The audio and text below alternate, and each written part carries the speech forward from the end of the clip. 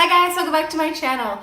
So for today's video, we are going to be talking about premature aging and what we can do to prevent it, hopefully. So before we get started, make sure to like and subscribe and hit the notification bell so you can know whenever I post a new video. So when it comes to how your skin ages, when it comes to fine lines, wrinkles, texture, uneven skin tone, there are a few factors at play.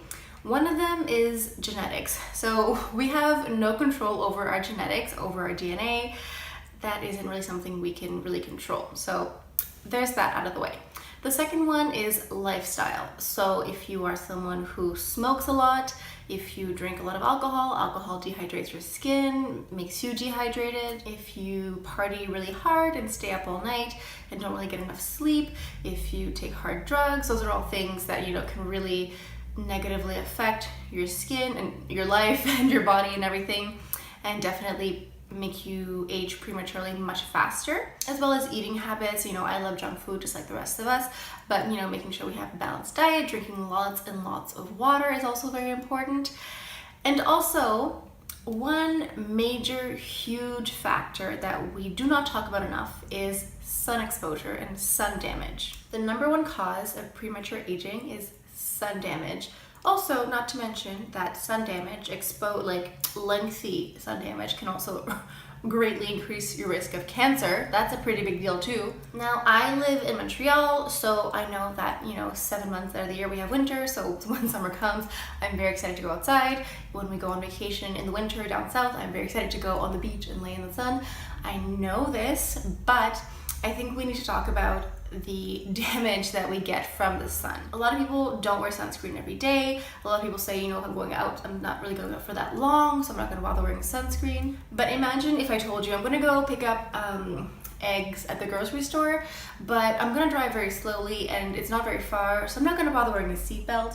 You probably would look at me like I'm crazy, because obviously driving without a seatbelt is very dangerous, as is living your life and going outside and exposing yourself to the sun without wearing sunscreen. When we talk about sun exposure, there are two types of rays. There are UVA rays and UVB rays. So UVA rays, they are the ones that are responsible for your tan. They don't activate a sunburn, but they are the ones that penetrate deeper into your skin and cause the most damage. So you don't feel them, you don't feel the burn, but they are the ones that cause the most damage to your skin. Even though you don't feel UVA rays, they are actively working against you. Now, UVB rays are the ones responsible for sunburn, so those ones you feel, and they are also the ones that are responsible for cancer. So UVA, tan and premature aging, skin damage, UVB, sunburn, and cancer. So both of them really aren't that great. Like I mentioned, I live in Montreal, so when it is warm, I do like to take advantage of it and go out in the sun and get some vitamin D.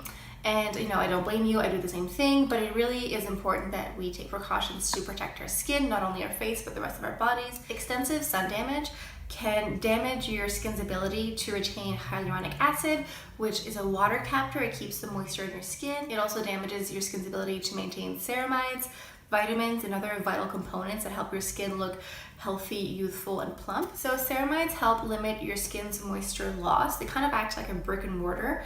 They also help protect against outside factors like pollution and environmental factors. So extensive sun damage really compromises your skin's ability to maintain the moisture that it has, to keep new moisture. It compromises its ability to protect you against outside factors, outside pollutants, outside irritants, and it really just compromises your skin's barrier. So the result of extensive and extended sun damage, I'm not talking about walking in the park or going to the beach a couple times a year, but I'm talking about just like really heavy duty extensive sun damage, like tanning salons, tanning oils at the beach. Just like if you really are looking for it, like really extensive sun damage, you get premature wrinkles, you get fine lines, you get rough skin texture, you get uneven skin texture, you get hyperpigmentation, also known as age spots. We're here watching these videos, we're on this platform learning about makeup and skincare, trying to make ourselves, feel and look the most beautiful that we can, whatever that may mean to us. So it doesn't really make sense to be doing all this effort without protecting and preventing certain things. So before you run out and get like a beekeeper outfit to protect yourself from the sun from head to toe, let's just talk about some ways we can prevent sun damage. So first of all, don't go to tanning salons. Just don't. Even if you're going down south and you say, I want to get a base tan, that's not a thing. Don't do that. Don't use tanning oil when you go outside. Just don't. You're literally just like cooking your skin. So my number one recommendation to you is to wear a sunscreen. Now, I am not talking about wearing a sunscreen whenever you think about it, every now and then, whenever you're going to the beach or going out into the sun. I'm talking about wearing a sunscreen every day, every morning, rain or shine. I don't care if it's a Monday, I don't care if it's a Sunday, I don't care if it's February or if it's July. You have to wear a sunscreen every single day. The reason I say this is because if you think to yourself, oh, I'll only wear a sunscreen when I'm going out or if I'm doing an activity, you won't remember to do it. You really need to be making it a routine. You really have to treat it like it's skin care, which it is. If you don't apply your moisturizer whenever your skin feels dry, you apply it morning and night. Sunscreen, you don't need at night, obviously, but you really need to look at it like that. After you do all of your skincare, you really need to go in with a separate sunscreen. I, like the rest of you, have a lot of makeup, face products that have SPF in it. I have like a concealer with an SPF. I have a primer. I have several foundations with an SPF. And a lot of us think, well, you know, these products have an SPF in them, that'll be good enough. It absolutely is not. Here's the reason why. So I'm gonna go ahead and put in a clip here of me applying the recommended or suggested amount of sunscreen on my face.